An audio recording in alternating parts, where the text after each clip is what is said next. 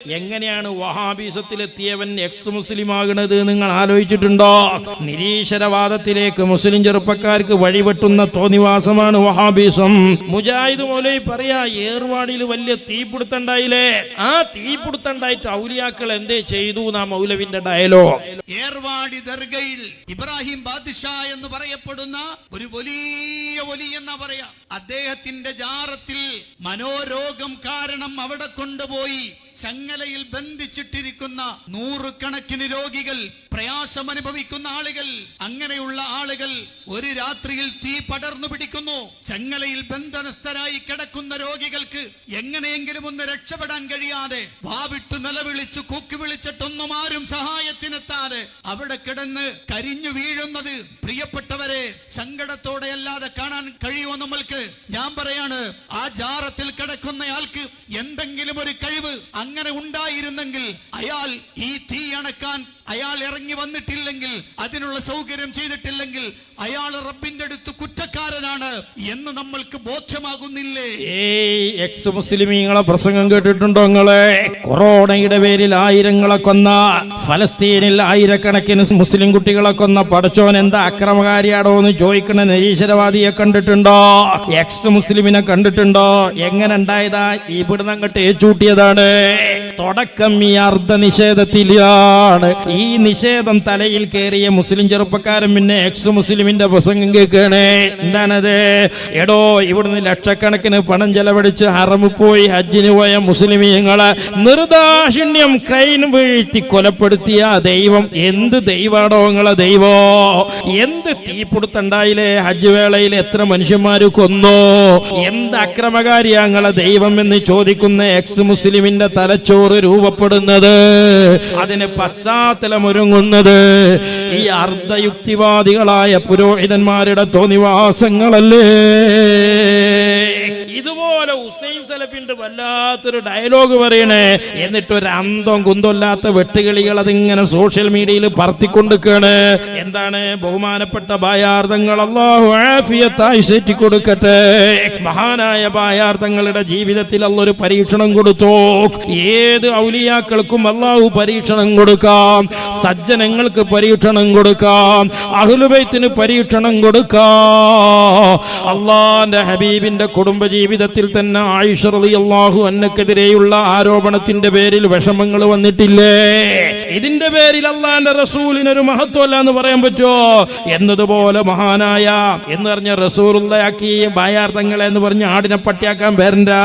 അല്ലാഹുവിന്റെ ഹബീബിന്റെ സ്വലാത്തു ചൊല്ലിയിട്ട് ബായാർത്തങ്ങളെ മജ്ലിസിൽ ഒരാൾ ദുആ ചെയ്തപ്പോ കുടുംബ പ്രശ്നം പരിഹരിച്ചു എന്ന് പറഞ്ഞാൽ, രോഗം മാറി എന്ന് പറഞ്ഞാൽ, ബഹുമാനപ്പെട്ട ബായാർത്തങ്ങളെ ജീവിതത്തിൽ അള്ളൊരു പരീക്ഷണം കൊടുത്തു എന്നതുകൊണ്ട് ബായാർത്തങ്ങൾ ഒരു ദ്വാരുന്നാലും ഇജാബത്ത് കിട്ടൂല എന്ന് മനസ്സിലാക്കണമെങ്കിൽ തലച്ചോറ് എത്ര ചെതല് പിടിച്ചണങ്ങളൊന്ന് ആലോചിച്ചു. എന്നിട്ട് ഒരു ഉളുപ്പില്ലാതെ ഹുസൈൻ സലഫി പാട്ടാടി പറയുന്നൊക്കെ ഒരു മനുഷ്യന്റെ വ്യക്തി ജീവിതത്തിലെ പരീക്ഷണം പോലും തെരുവിൽ വലിച്ചഴച്ച് തോന്നിവാസം പറയണേ. ഇതേ ബായാർ തങ്ങൾക്ക് 18 കൊല്ലമായി അയാളുടെ ഭാര്യയുമായിട്ടുണ്ടായിരുന്ന കുടുംബ പ്രശ്നം തീർക്കാൻ സാധിക്കാതെയല്ലേ അദ്ദേഹം 2ാം വിവാഹം കഴിച്ചത്.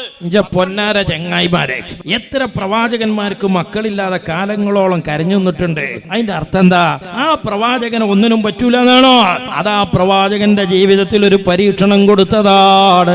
അയ്യൂബ് നബി അലൈഹിസ്സലാമിന്റെ ജീവിതത്തിൽ എന്തൊക്കെ പരീക്ഷണം കൊടുത്തു? അതിന്റെ അർത്ഥം അയ്യൂബ് നബിക്ക് അല്ലാഹു ദുആക്ക് ഇജാബത്ത് കൊടുക്കൂല എന്നാണോ? ഒരു സ്വാലിഹായ മനുഷ്യന്റെ ജീവിതത്തിൽ അള്ളൊരു പരീക്ഷണം കൊടുത്താൽ അതിന്റെ പേരിൽ അയാൾക്കൊരു മഹത്വമില്ല എന്ന് പറയാൻ, അയാളുടെ ദുആക്ക് അല്ലാഹു ഇജാബത്ത് കൊടുക്കൂല എന്ന് പറയാൻ നിങ്ങൾ ആരാ മൗലവിമാരെ? തോന്നിവാസം പറയാ. ആദർശം പറയുന്നിടത്ത് ആദരണീയരായി ഉമ്മത്ത് ബഹുമാനിക്കുന്ന സാദാത്തുക്കളുടെ കുടുംബത്തിലേക്ക് വരെ കടന്നു ചെന്ന് തെമ്മാടിത്തം പറയണേ മൗലവിമാരെ. പത്രങ്ങളും മീഡിയകളും മുഴുവനും ആ സംഭവം റിപ്പോർട്ട് ചെയ്തത്. അയിനോ ചങ്ങായി, പത്രക്കാർക്കും മാധ്യമക്കാർക്കും എന്തിട്ടാലും റിപ്പോർട്ട് ചെയ്യൂലേ? ചുങ്കത്തറണ്ട ഒരു മൗലവി എത്രണ്ണം കെട്ടിക്കണ്, പിന്നെ 4ന്റെ അപ്പുറത്ത് 5ാമത്തെ കെട്ടിയപ്പോ പത്രത്തിൽ വന്നിട്ടില്ലേ? അങ്ങനെ പേരും ഹക്കുണ്ടാവും ബാത്തിലുണ്ടാവും. അതിന് ഇതൊക്കെ എന്തിനുള്ള തെളിവാണ്? കാസർകോട്ടിലുള്ള ഉമ്മപെങ്ങന്മാരും സഹോദരന്മാരും മറന്നുപോയോ? സ്വന്തം കുടുംബത്തിലെ പ്രശ്നം തീർക്കാൻ, ഭാര്യയുമായുള്ള പ്രശ്നം തീർക്കാൻ 10-18 കൊല്ലം കഴിഞ്ഞിട്ടും കഴിയാതെ വന്നപ്പോ രണ്ടാമത് പെണ്ണ് കെട്ടേണ്ടി വന്നു എന്ന പ്രശ്നമുണ്ടായ സ്വന്തം വീട്ടിലെ പ്രശ്നം തീർക്കാൻ കഴിയാത്ത ബായാർ തങ്ങൾക്ക് ജനങ്ങളുടെ ഒക്കെ പ്രശ്നം തീർക്കാൻ സ്വലാത്ത് മജ്ലിസ് മതിയത്രേ. ഈ തട്ടിപ്പൊന്നും ഇനി അധിക കാലം വേവൂല തങ്ങളെ. അതാണ്, അത് വേകൂല.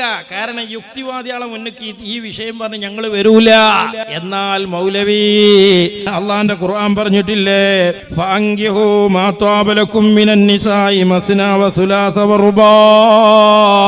1, 2, 3, 4 നിങ്ങൾക്ക് കെട്ടാന്ന് പറഞ്ഞത് ഒന്നാമത്തേല് മട്ടം പോലെ ഭാര്യ ഭർത്താക്കന്മാർക്ക് സന്തോഷം കൊടുക്കാൻ പഠിച്ചോന് കയ്യാഞ്ഞിട്ടാണോ മൗലവി?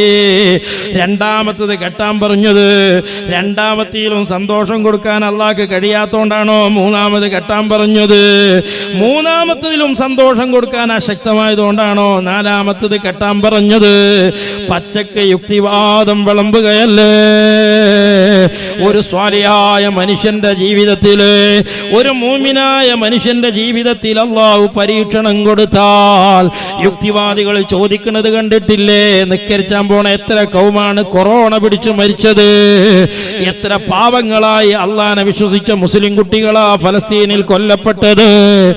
ഈ പടച്ചോനെ എന്തിനു പറ്റുമെന്ന് ചോദിക്കുന്ന നിരീശ്വരവാദിയുടെ കൊച്ചനുജന്മാരല്ലടോ നിങ്ങള്? അതിന്റെ അർദ്ധഭാഗമല്ലടോ നിങ്ങൾ പറയുന്നത്? എന്നാൽ സഹോദരങ്ങള്,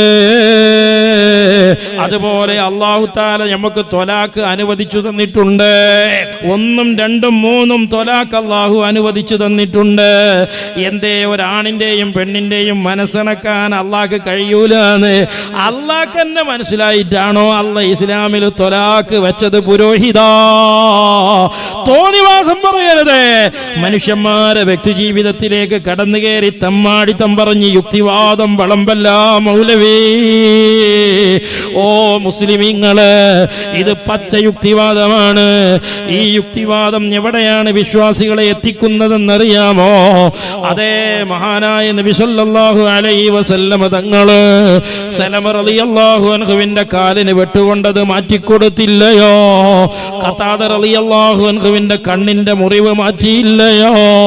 അലി റളിയല്ലാഹു അൻഹുവിന്റെ ചെങ്കണ്ണ് മാറ്റിയില്ലയോ?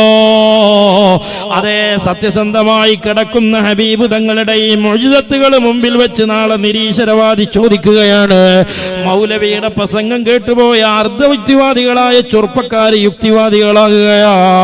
ഈ കാലിന്റെ മുട്ട് മാറ്റിക്കൊടുത്ത, കണ്ണിന്റെ മുറിവ് മാറ്റിക്കൊടുത്ത നിങ്ങളെ പ്രവാചകന് കേവലം ഒരു പനി വന്നിട്ട് മാറ്റാൻ കഴിഞ്ഞില്ലേ?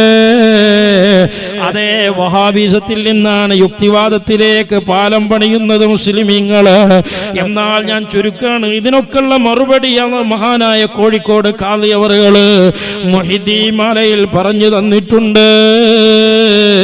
ചൊല്ലില്ല ഞാനൊന്നും എന്നോട് ചൊല്ലാതെ, ചൊല്ലാതെന്റെ അമാനീലതെന്നോവർ എന്നോട് ഏകലുടേവൻ തന്റെ ഗല് ആകുന്നു ഞാൻ ചൊൽകിലാകുന്നതെന്നോവർ. ഏകൽ കൂടാതെ ഞാൻ ചെയ്തില്ല ഒന്നുമേ എന്നാണ് എന്നെ പറയുന്നു കേട്ടോവർ. ചൊല്ലില്ല ഞാനൊന്നും എന്നോട് ചൊല്ലാതെ, ചൊല്ലാതെന്റെ അമാനീലതെന്നോവർ. ഒരു വലിയ നല്ല കൊടുത്ത മുഅ്ജിസത്ത് ആ വലിയ പ്രകടിപ്പിക്കണമോ? ഒരു പ്രവാചകൻ പ്രകടിപ്പിക്കണമോ? വമാ തശഊന ഇല്ലാ അൻ യശാ അല്ലാഹ്. ഭൗതികമായ വിഷയങ്ങൾ നിങ്ങളെ ഞാൻ കാണണമെങ്കിൽ, ഞാൻ ഇങ്ങോട്ട് വരണമെങ്കിൽ, നിങ്ങൾ ഇങ്ങോട്ട് വരണമെങ്കിൽ, ഇതൊക്കെ ഭൗതികമായ മനുഷ്യ ഇടപാടുകളാണ്. ഇതുപോലും നമ്മൾ ഉദ്ദേശിക്കണമെങ്കിൽ വമാ തശഊന ഇല്ലാ അൻ യശാ അല്ലാഹ്. അല്ലാഹ് ഉദ്ദേശിച്ചാലല്ലാതെ ഇങ്ങോട്ട് വരണമെന്ന് ഉദ്ദേശിക്കാൻ എന്നെ കൊണ്ട് കഴിയൂല. എന്നാൽ അല്ലാഹ് ഉദ്ദേശിച്ചാലോ ഞാൻ ഭൗതികമായ ഇതൊക്കെ ചെയ്യുന്നത് പോലെ മഹാന്മാർക്ക് അഭൗതികമായ ഇടപാടുകൾ ചെയ്യണമെങ്കിലോ വമാ തശഊന ഇല്ലാ അൻ യശാ അല്ലാഹ്. അല്ലാഹുവിന്റെ മശീയത്തുണ്ടായാലേ നടക്കുകയുള്ളൂ. അതാണ് പറഞ്ഞത്, ഏകൽ കൂടാതെ ഞാൻ ചെയ്തില്ല ഒന്നുമേ എന്നാണ് നിന്നെ പറയുന്നും കേട്ടോവർ. ചൊല്ലില്ല ഞാനൊന്നും എന്നോട് ചൊല്ലാതെ, ചൊല്ലാതെന്റെ മനീലതെന്നോവർ